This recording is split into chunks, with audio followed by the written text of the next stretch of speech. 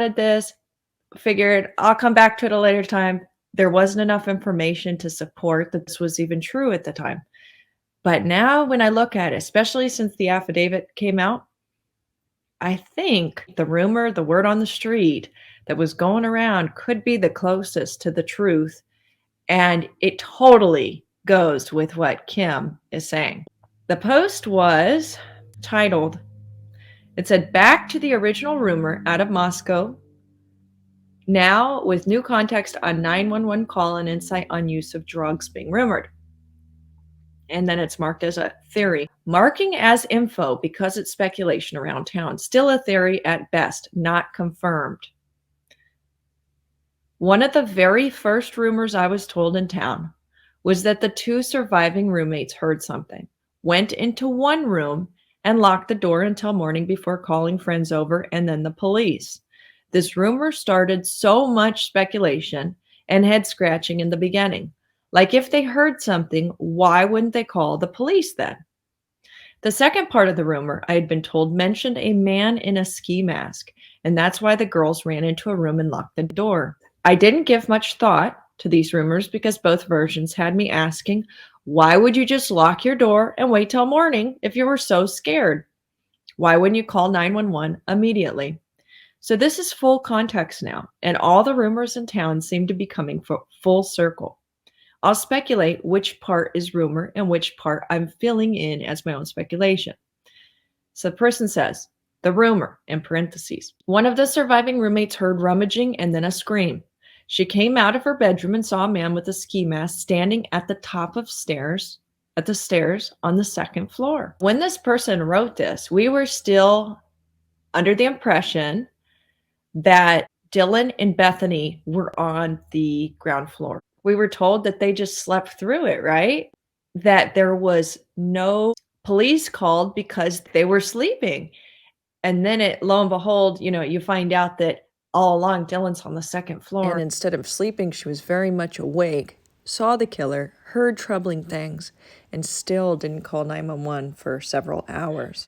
Anyway, so one of the surviving roommates heard rummaging and then a scream. She came out of her bedroom and saw a man with a ski mask standing at the top of the stairs, second floor. She had been heavily under the influence of drugs and alcohol and thought maybe she was hallucinating, but still scared.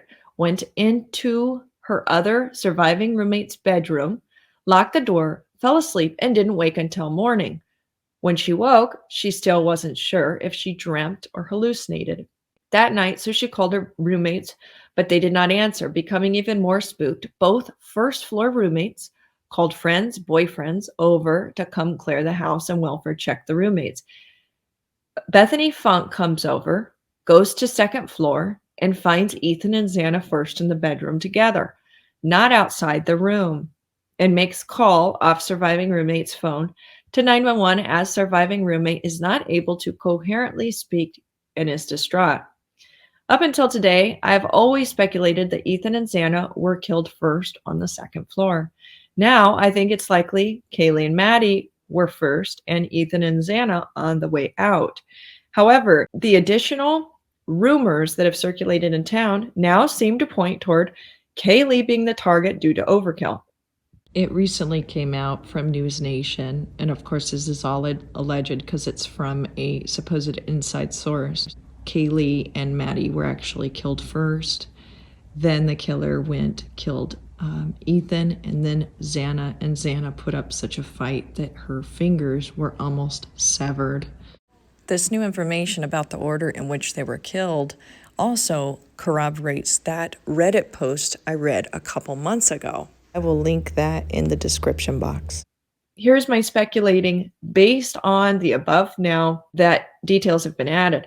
Killer enters second floor and first attacks Kaylee and Madison, who are in bed together on third floor. I believe Xana did wake up, unsure if it was due to rummaging or use of bathroom, etc. She runs into the killer coming from the third floor, runs back to her room where Ethan is sleeping to wake him.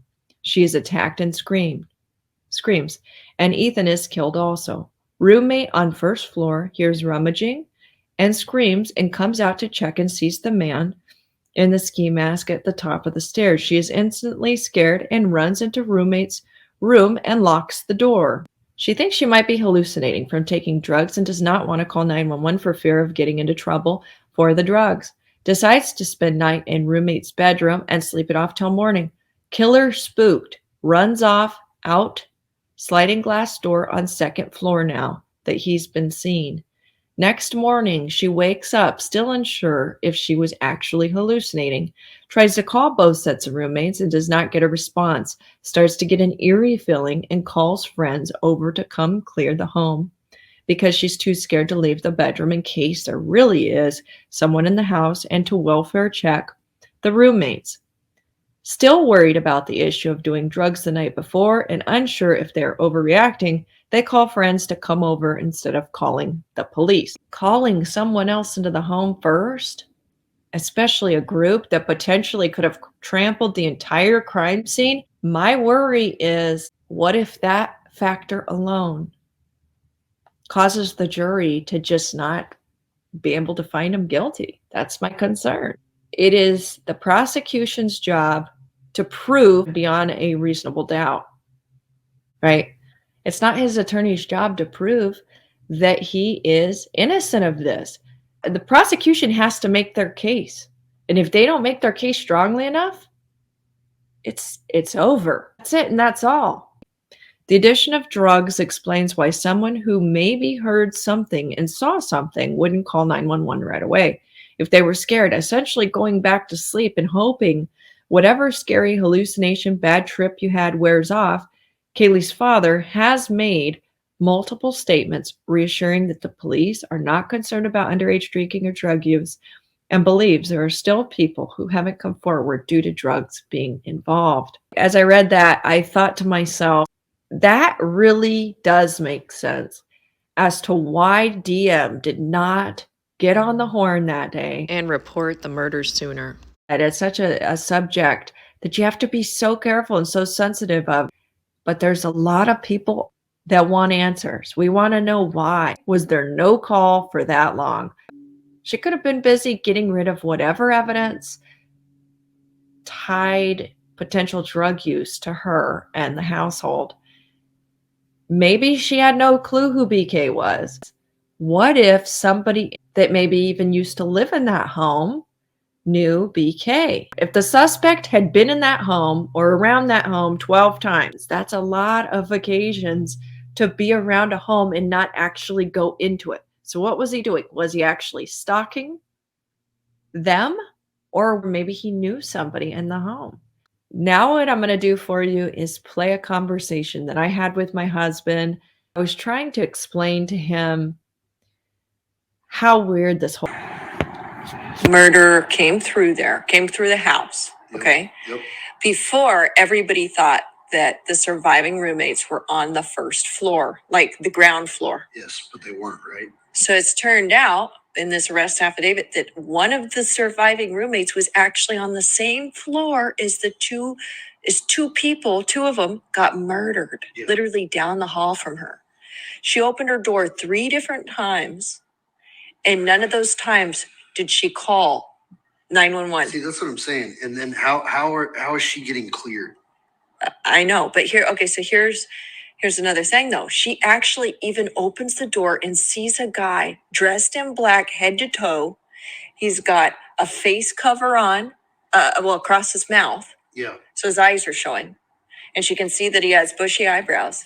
She sees him dressed in black and everything. And doesn't call the police. So that's at 4 a.m. Yep. Then she doesn't even call the authorities till almost noon. And did she know the roommate was dead? She heard noises. She heard crying.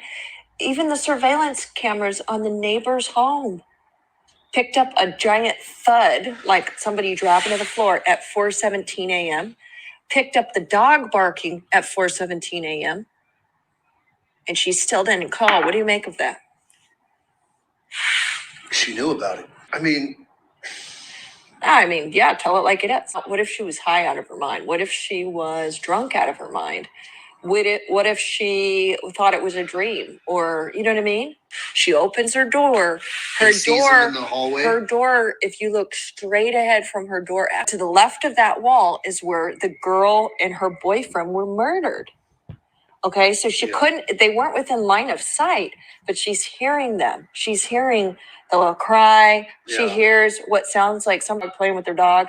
So not only are two people above her killed on the third story, but two people down the hall from her are killed, and she never calls. She claims that she was in shock. So do you think, like when you were in the military, did you ever see guys that just were paralyzed in fear? Yeah. Okay. They couldn't do anything. Yes. And what happens when that happens? Like what? They shut down. Okay, so they don't move a muscle. They just can't. They're powerless, motionless. Yes, that is true. Okay, so do you think that was her reaction? I mean, it could have been, but that's going to go away. And when it goes away... Right, it would go away after how long, though? An hour, 2 hours? No, like 5-10 minutes. If that. It could be 30 seconds. Okay, and then you could kick into gear and be like, oh my God, it's fight or flight. Yeah, I've got to do something. And because she could have saved their lives. She flighted. Yeah, she did. It's hard to... It's hard to wrap your head around. It is, and that's something you'd have to research, like what a psychologist would say, because that happened to me once, but I only froze for 5-10 seconds. Okay, and then you kicked into gear. Yeah. So it happens, but it's a short. Yeah, it was the one where, and what I remember is I'm never going to see my wife and kid again. That's what I thought, because I thought I was getting overran and killed. What I'm curious about is that, I mean, could someone really freeze for? I mean, it's 9 possible, hours, but 8. Hold on. I don't know. 7.5, 8 hours. Yeah. I don't know. But think about how long that actually is. That's here to California long. I know. That's here to and the thing San Diego long. The thing is, it's if that really happened, then that 9 hours or whatever would feel like 2 weeks. I know. It would feel like forever. Everything slows down. Okay, so could a person fall asleep after seeing not only all this chaos? I don't know. Then the guy even says, I'm here to help you. Says that. Okay. So I don't know that they locked eyes. She may have just seen him from a distance near the back door, but somehow she hears him say, I'm here to help you. The killer. Yes, the killer says, I'm here to help you. Then she sees him walk past her door. He's dressed in black. I mean, wouldn't that be the first indicator? Oh shit, this is serious. Yes. This is bad. And then hearing a giant thud and then crying. If she's not involved, I mean, hey, what a fucking traumatic event. Okay, so now check out the next element here. It came out early on that, and this has still never been confirmed, but it's believed to be true. Okay, so she gets up, and instead of calling the authorities, she calls the frat boys across the street, the Sigma Chi guys. Yeah. Then they come over. One of them happens to be the twin of the guy who just got killed, and then she uses her cell phone to make the call to 911, but she doesn't talk to the operator. She has the twin talk to the operator. So she never even talks to them on the phone. Supposedly she passes out in the front yard, if that's true. I don't know that part's true, but it's believed to be true.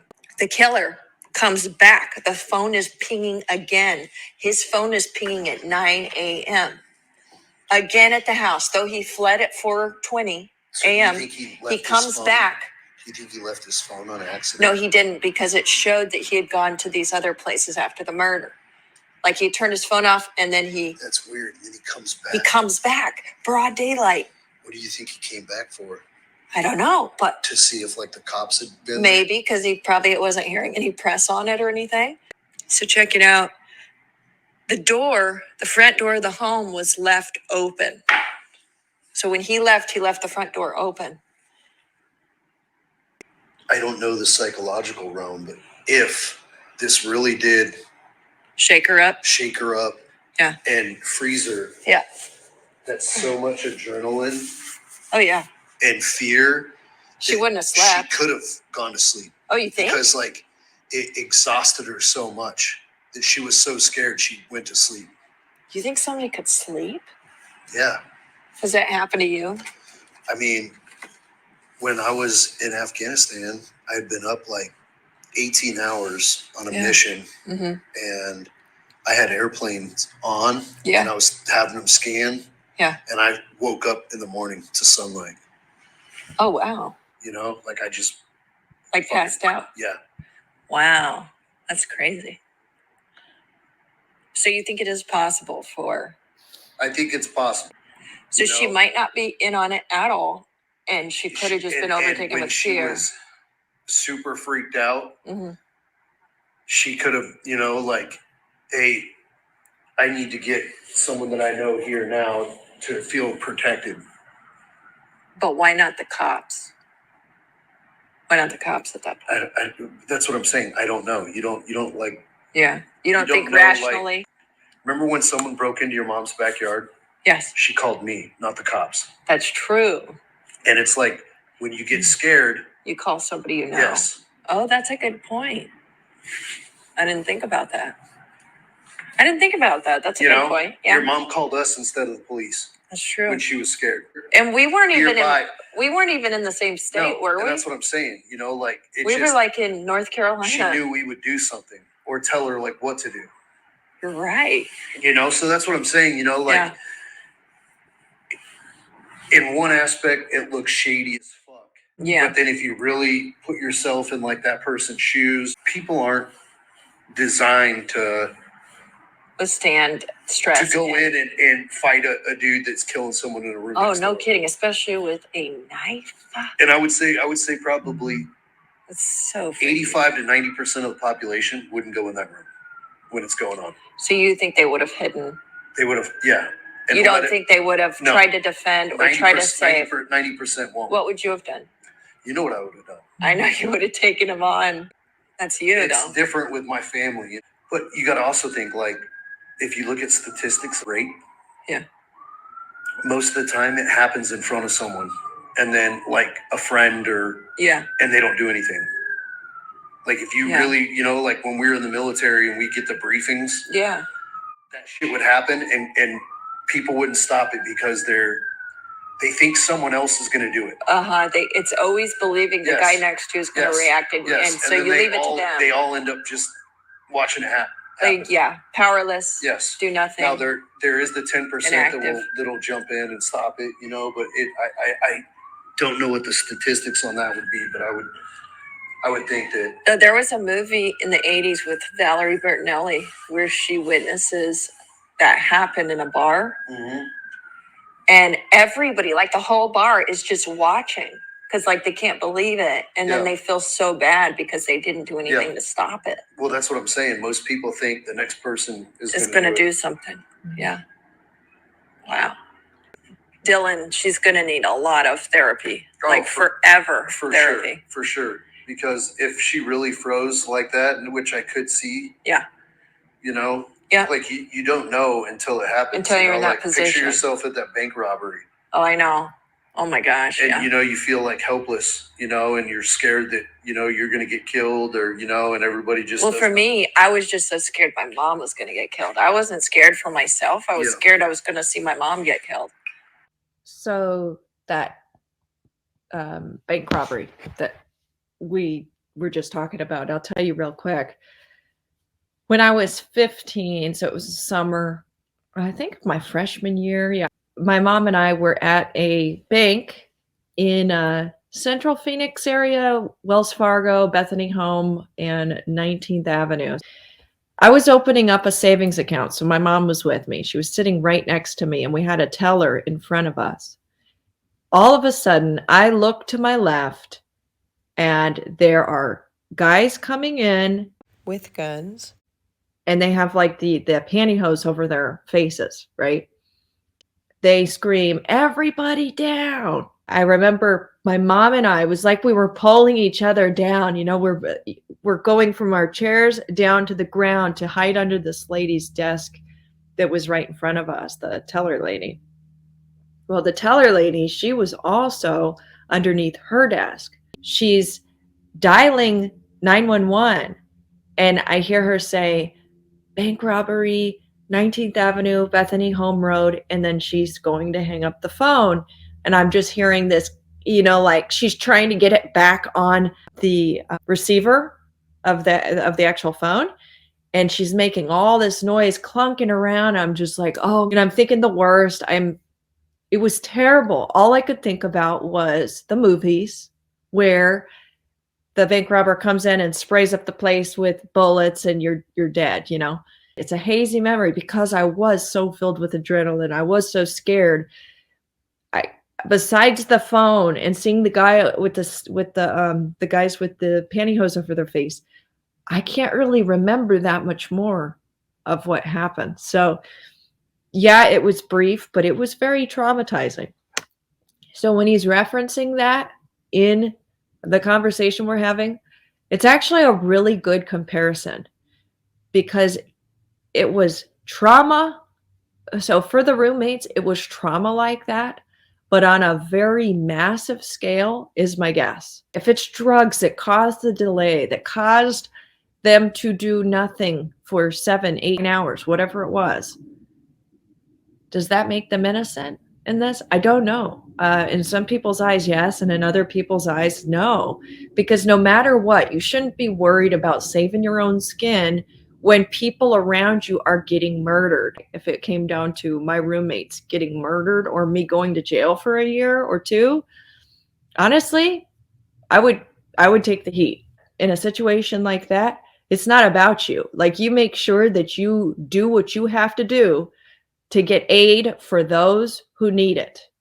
Number one. Anyway, that's me on my soapbox. That was pretty much the gist of the conversation. In my opinion, it was balanced because you're hearing him at first go, oh, she's in on it. But then you hear him start to consider other options, that it could have been a myriad of things, honestly. The most likely to me right now, though, is that probably there was a drug factor, that there really was, that really could have been the reason why they didn't call.